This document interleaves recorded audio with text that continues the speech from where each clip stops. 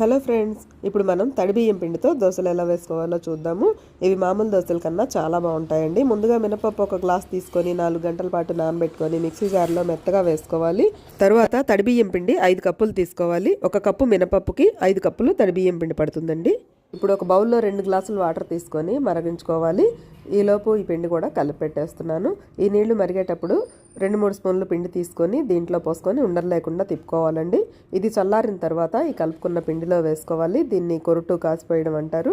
ఇది చాలా బాగుంటుందండి టేస్ట్. ఇలా వేయడం వలన దోసపిండి అయితే పల్లెటూరులో వాయినాలు ఇచ్చేటప్పుడు కానీ ఇలానే వేస్తారు. అట్లు ఎక్కువ పిండి కలిపి పెట్టేసి మీరు కూడా ఒకసారి ట్రై చేసి చూడండి. టేస్ట్ చాలా బాగుంటుంది. ఈ బియ్యం పిండి అయితే ఒక రోజంతా బియ్యం నానబెట్టి మరపట్టించానండి.